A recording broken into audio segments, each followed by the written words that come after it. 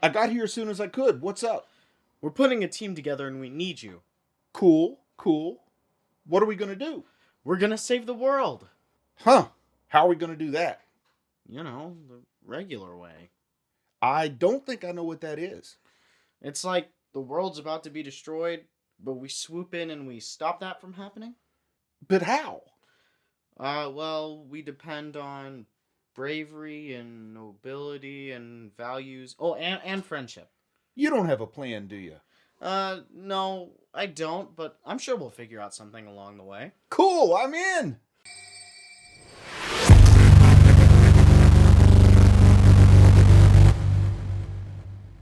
Before I get started, I just want to remind everyone that I do have a Patreon now. And I know some of you are already members of the Patreon, but if you're not and you just want to check it out, see what's going on over there, well, there is a link in the video description. So this episode starts off just reminding us what a great character Hanji is, because she's been missing for a little bit, and I've been curious what she's up to. She kind of made that appearance at the last minute of the previous episode, and here we get to see that she is still this awesome, complex character. She's this tough character.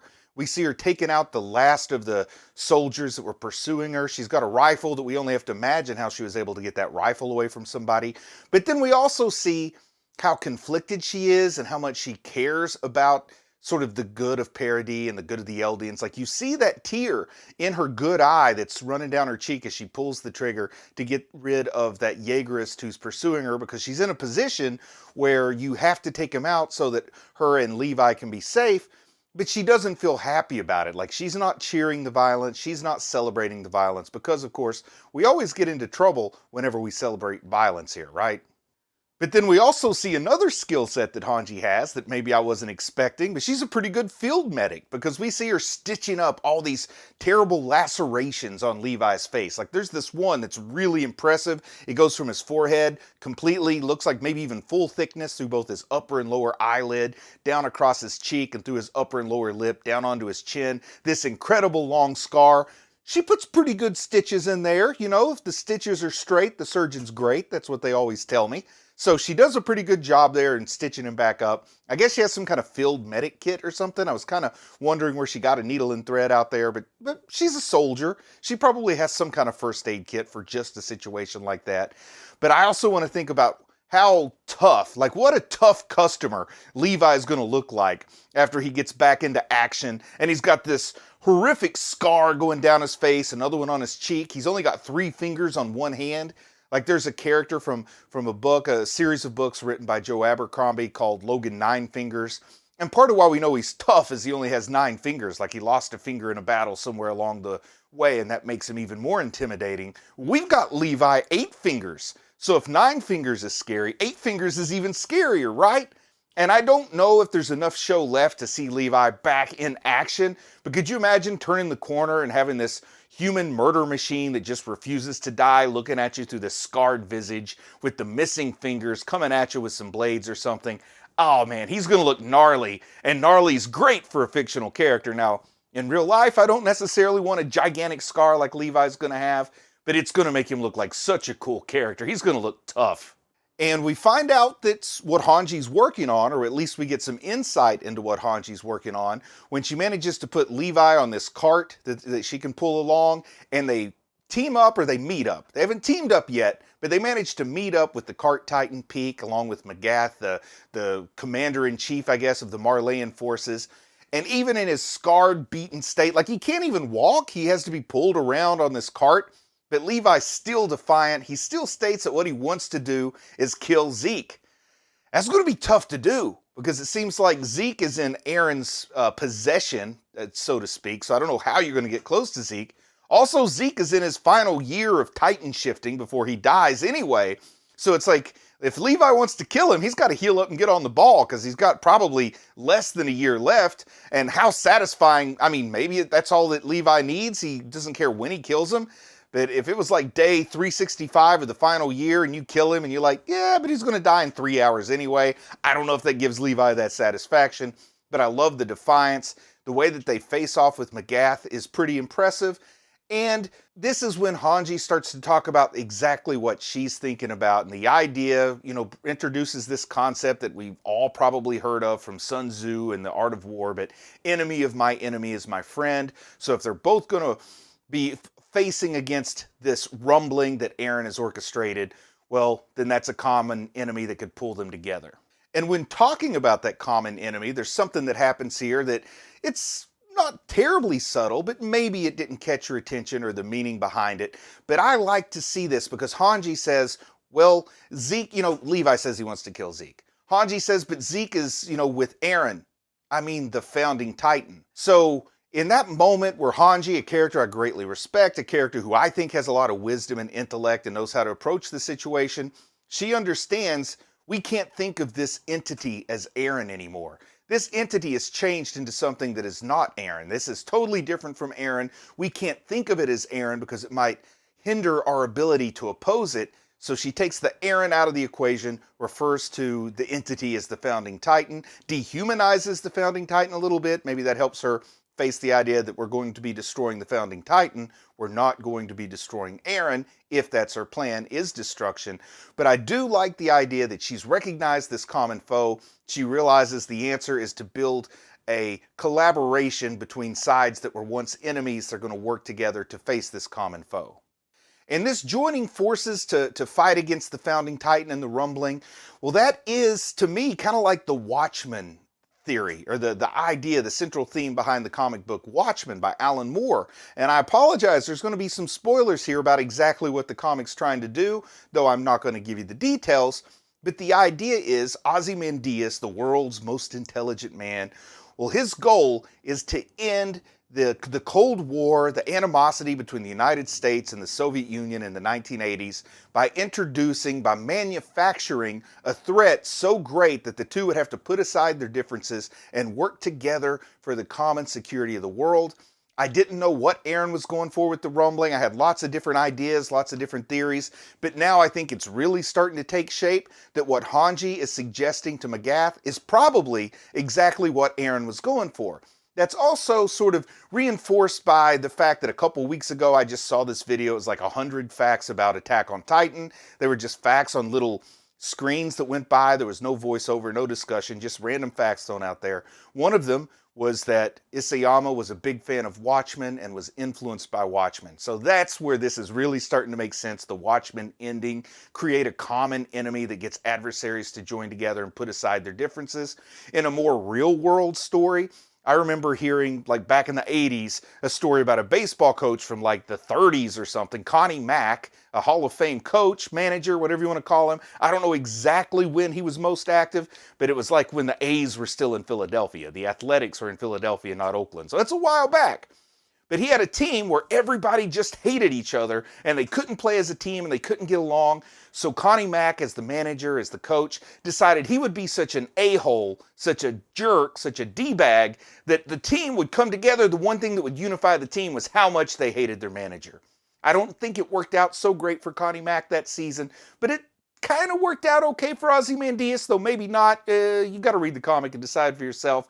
But I do think we're getting that Connie Mack Watchmen ending, and I think that's Eren's plan. So now I'm curious to see exactly what kind of collaboration is going to get put together, how they're going to work together, and how they're going to keep it from just falling apart as soon as the perceived threat is gone. I think the answer is there has to be a situation where you never perceive the threat to be gone to keep them together. But we do see all the folks here in Paradis as the rumbling is going on. I think we're seeing folks in Trost, we're seeing folks in Shiganshina, but the ground is just constantly shaking as all those colossal titans are walking out. And I just have to think to myself, like, how psychologically stressful, how it would be like torture to have that constant rumbling going on. It'd be like sleeping next to a train station where the trains never stop running. And I say that because I grew up across the street from some train tracks and my whole house would shake when the train would go by, but it'd last for like 15 minutes and then it was gone. If it did that all day long for like 3 straight days, I would be even more of a lunatic than I already am. So these folks have to be happy when the last of those colossal titans march out of town and they're on their way to across the sea, which, are they going to swim? Like, I think that'd be hilarious. if we get an aerial shot of the ocean and they're all just doing like the backstroke or something to get over to the rest of the world to flatten it. But I suspect because they're Titans, they don't necessarily have to breathe or whatever. They just walk across the ocean floor and then rise up out of the sea. We did see some images in the closing, I think from season 2, of Titans rising up out of the sea. So that's how I envision it playing out. But it would be kind of funny, someone in the comments had said this. I didn't come up with it on my own, but it would be kind of funny to see like some butterfly stroke, a little breaststroke, some freestyle, just, some leisurely swimming going on. Maybe one of the Titans can't swim so well, so they've got like a gigantic inner tube wrapped around them and they're just kind of floating across the ocean. That would be cool, but they're probably just going to walk across the ocean floor. But really the crux of this episode, at least what I was wanting to see, is how were things going to play out with Falco and Connie. And one thing that we do notice is that Falco starts to catch on to Connie's ruse. Like he says to Connie that he heard him talking in his sleep or something like that. So Connie is betraying himself by talking in his sleep about Sasha. He's making the connection between Connie and Sasha. He still doesn't understand why he's been taken to Ragako, but he does know that it's not to go to a hospital, because you take one look at this burned out town and you know there's no hospital here. And then all of a sudden Connie turns it into like a side quest to brush a Titan's teeth, which I thought was pretty hilarious, came out of nowhere, particularly since earlier I think Hanji had asked Peak about the cart Titan's bad breath and does it ever brush its teeth, or does that come on up later? I don't know, but the concept of brushing a Titan's teeth is very ever present in this episode, maybe for the first time in all 4 seasons. Wants him to brush the teeth, but of course that's a way to get him up on that ladder over that open mouth and toss him down in there so he can feed him to his mom and, get his mom to turn into the Jaw Titan. But Armin shows up with Gabi riding beside him. He confronts Connie, and he forces Connie to find his humanity again. And this is a little bit of a gambit, because who knows how Connie was going to react in this situation. But the situation that Armin forces Connie to see is Armin sacrificing himself to bring back Connie's mom. Because if that's what's so important to you, Connie, you shouldn't care about who you feed to it. Armin thinks that maybe Falco surviving is more important to Unity than Armin surviving. So he takes this plunge, this literal leap of faith, and of course Connie swoops in and saves him. I was so distraught the first time I watched it of the concept of losing Armin again. I was in panic and didn't even see Connie save him there at the last second. But I did see it pretty clearly on the rewatch. But, Armin dives in there, Connie saves him, forces Connie to realize what he was about to do and to find his own humanity and to have a little bit of a crisis of, I can't believe just how dark I was getting there. But I do feel like this resolution went just a little too quickly. And this is something else someone pointed out in the comments and I kind of agree with. But it feels like they've reached a point in the story where they really need to get from point A to point B quickly. They don't have enough episodes to give everything maybe as much attention as they could have. So this is one where I feel like this whole episode could have been about the Connie and Armin confrontation there in Ragako and the discussion and the conversation that follows it. But I feel like they kind of didn't have time to dwell on that and they had to move through it. And it seems like a pretty quick resolution to this conflict, which is a real crisis of emotion and a real crisis of identity for Connie that kind of gets brushed over. But the show has shown us before that it will sometimes come back and address those things later. So maybe I'll get more exploration of that in another episode that's yet to be released. But while I'm watching this, I feel like they kind of smoothed over what I thought would be the entire content of the episode was only about half of that content.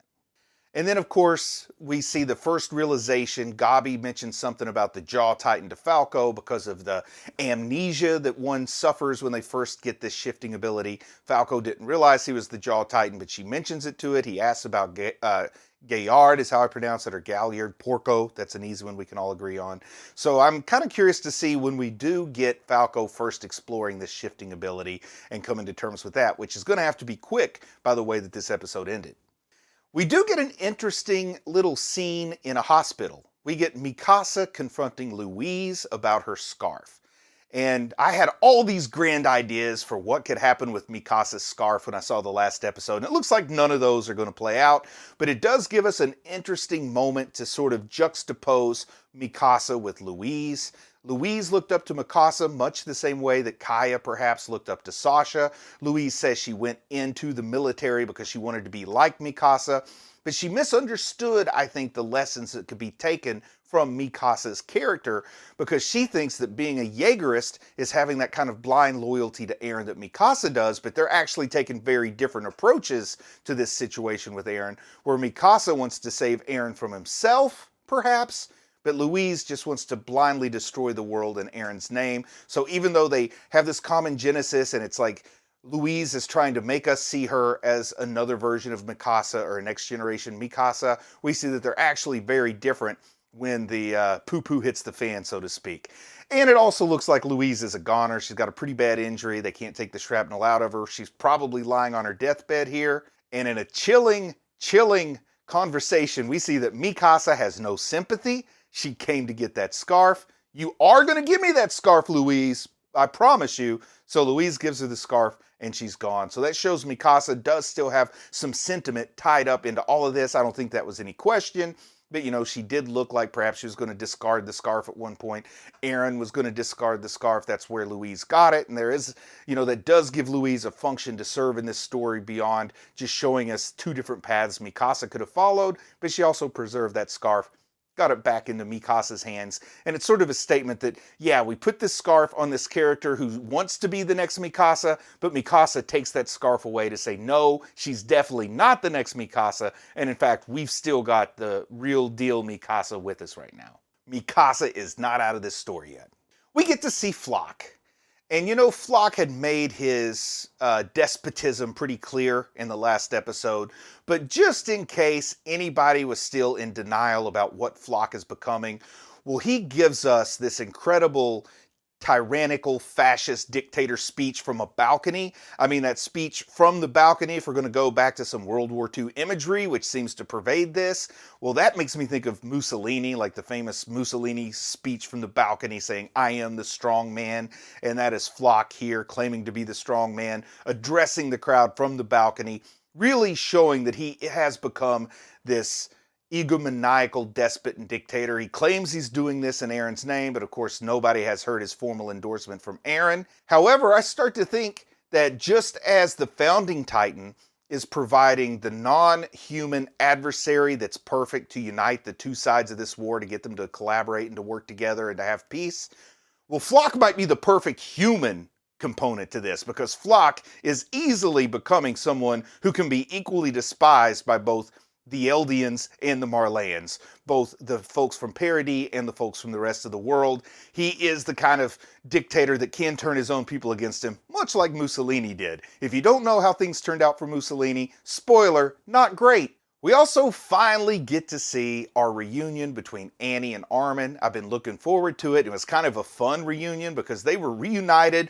over some delicious pie. And I gotta say, this meat pie, this pot pie, I don't know exactly what it is they're eating in this scene where everybody has these delicious looking pies, but man, did those pies look good. Like, I want some of that pie. It looked great. Of course, at first I felt bad for Hitch, because once the pie comes out, Annie goes on over and she's hanging out with the rest of the crew, and Hitch gets ditched.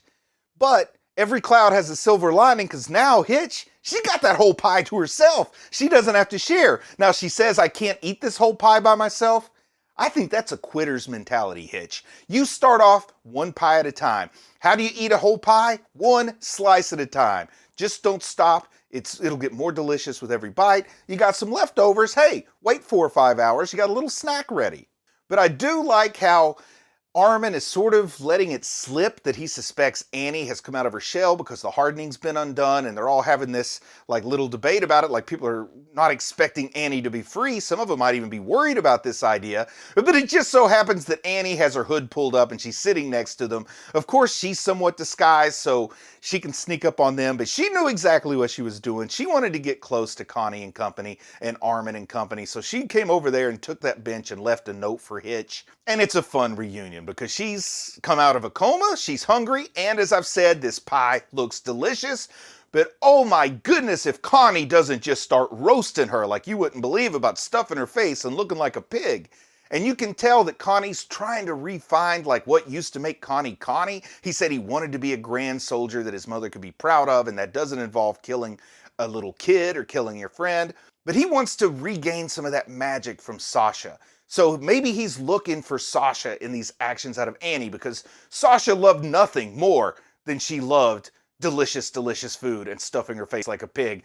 And Connie probably enjoys having this little bit of a glimpse at what it was like to have his metaphorical or his emotional sister Sasha back on the scene with Annie here. But of course, Connie maybe got on Armin's wrong side here, because Armin just might have a little bit of some lovebirds flying around in his head. Maybe some of that are from Bertolt and his influence on Armin's personality. Maybe some of it is Armin's own. But he's happy to have Annie back. Annie seems like she's going to be part of this new team that's slowly coming together with a little bit from each side of this conflict. And then kind of rounding out about how is our final movement in the story going to come into shape. Well, we see this execution scene where we see the horrible fascist dictator that Flock is becoming wanted to pull out a public execution of a couple of outsiders. And one sort of characteristic or central characteristic of fascism, which is like true or original fascism, is you have to sort of have a measure of xenophobia. Outsiders, others have to present a threat. That's how you keep everybody unified.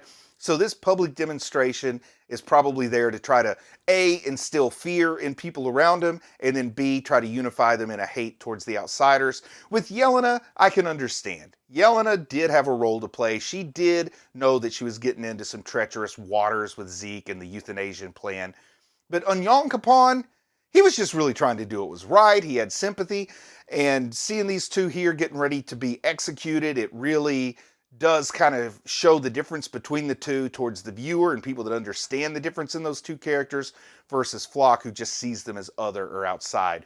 And of course, Jean pulls himself in. He presents himself to be on Team Flock, to be a Jaegerist, but from point blank range, he manages to miss 3 or 4 shots at the back of the head of Onion Capon, which is actually just a signal to let the next part of the plan unfold. Of course, before that shooting happens, Onion Capon does make a pretty straightforward plea for his own innocence. He's actually laughing at the absurdity of it, that he came to help the Eldians because he wanted to have his homeland free of Marley. But now, instead of being sort of stomped on by Marley, figuratively, now his homeland's going to be stomped on by the Eldian Empire, literally. Did I say figuratively first time? I hope I did. Anyway, you get what I'm saying. But as Jean fires those bullets, it's the signal for Peak to come into play. And I didn't know that he had coordinated with the Cart Titan at all. You know, I don't think any of us necessarily knew how much communication had happened with Jean prior to this moment. I don't think any of us believed Jean was really buying into Flock's BS. I don't think any of us expected Jean to actually execute Onion Capon. But I get a little bit confused because Peak jumps out from nowhere. Cart Titan's mouth is wide open. Looks like running towards Flock to eat him. And it seems like Jean pushes Flock out of the way to save him. And I got real confused for a minute. Like, why is Jean saving Flock? Does he still have some kind of loyalty or friendship to Flock? But I realized it was just to get Flock out of the way because, well, Jean's escape plan involves the oral cavity of the Cart Titan. So Jean, along with Yelena and Onion Capon, they get inside that mouth just for safe transit out of, I believe they're in Trost here, but safe transit out of this area that Flock is using for his reign of terror and to reunite with some other people to put a team together. And then what we find is they're all meeting at some secret meeting place, a place where Reiner is, and they're putting together this collaborative team to save the world. And they've got parts from both sides of this conflict. They've got Magath, who is, you know, the most experienced leader here, who is the lone Marleyan, I guess, on the team. And then we've got Yelena, who's there because Magath wants to know about Zeke's treason, is the idea that we get. And then, of course, we've got Onion Capon because he doesn't deserve to be left to Flock, if nothing else. Plus, he's been a good soldier along the way. He's probably got some things to add. Then, of course, we've got our familiar faces from the Scout Regiment. We've got Connie, Mikasa, Armin. We've got Annie.